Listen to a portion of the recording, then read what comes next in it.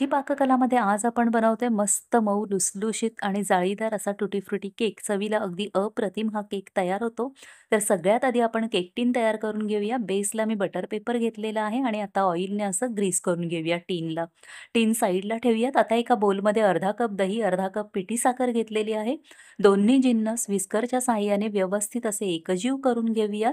आता इथे पाव कप तेल घेतलेलं आहे मी. ते 2 बॅचमध्ये घालणार आहे. एकसाथ तेल घालायचं नाहीये. तर मी इथे सनफ्लॉवर ऑइल घेतलेलं आहे आणि अगदी क्रीमी टेक्स्चर येईपर्यंत आपल्याला हे बॅटर छान फेटून घ्यायचं आहे. जितकं छान बॅटर फेटून घेऊ तितकाच आपला केक छान फुलून येतो. अर्धा चमचा इथे व्हॅनिला इसेन्स घेतलाय. मिनिटभरासाठी फेटून घेतलंय. आता एक चाळण ठेवायची. त्यावर 1/2 कप मैदा, 2 चमचे कस्टर्ड पावडर, एक सपाट चमचा बेकिंग पावडर आणि अर्धा चमचा बेकिंग सोडा घेतलेला आहे. सगळे जिन्नस चाळून घेणं गरजेचं आहे. आता हे सगळे जिन्नस व्यवस्थित असे एकजीव करून घेऊयात. बॅटर घट्ट वाटतंय म्हणून अर्धा कप इथे मी दूध घेतलेलं आहे. ते थोडं-थोडं दूध आपण इथे घालणार आहोत. किती दूध लागलं हे मी नंतर सांगतेच तुम्हाला. तर रिबन कन्सिस्टन्सी येईपर्यंत आपल्याला हे दूध इथे घालायचं आहे. तर साधारण पाव कप मला इथे दूध लागलेलं आहे. व्यवस्थित मिश्रण मिक्स करून घेऊया. एकाच डायरेक्शनने आपल्याला हे मिक्स करून घ्यायचं आहे. तर आता छान अशी रिबन कन्सिस्टन्सी इथे आलेली आहे.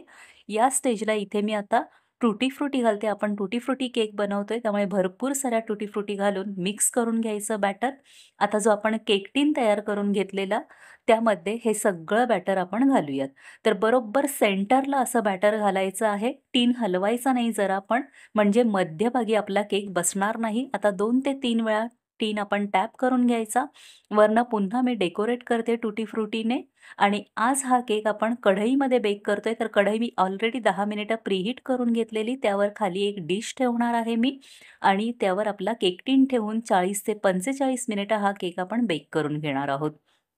तर साधारण 45 मिनिटांनी इथे आपण आता चेक करूयात. मी टूथपिक टाकून दाखवते तुम्हाला. तर हे बघा टूथपिक अगदी क्लिअर आलेली आहे. याचाच अर्थ आपला केक छान बेक झालेला आहे. गॅस बंद करून पुन्हा 10 मिनिटासाठी मी झाकण ठेवून इथे तसंच राहू दिलेलं. आता काढून घेतलंय रूम टेम्परेचरला थंड करून घेतला. तर बघा हातावर देखील अगदी सहज डिमोल्ड झालेला आहे.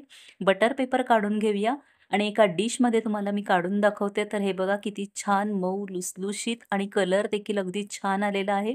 मध्यभागी तुम्हाला कट करून दाखवते. अशी जाळी किती जबरदस्त पडलेली आहे ते. तर हे बघा मस्त अशी जाळी इथे पडलेली आहे आणि अगदी मऊ लुसलुशीत आपला हा केक इथे तयार झालाय. तुम्हाला मी स्लाइस देखील करून दाखवते याचे. मुलांना टिफिनला आणि देण्यासाठी हा अगदी उत्तम पर्याय आहे. तर हे बघा किती छान आपला केक दिसायलाही दिसतोय आणि भारी केक तयार होतो. एकदा नक्की करून पहा. व्हिडिओ आवडला असेल तर चॅनलला प्लीज सबस्क्राईब करा.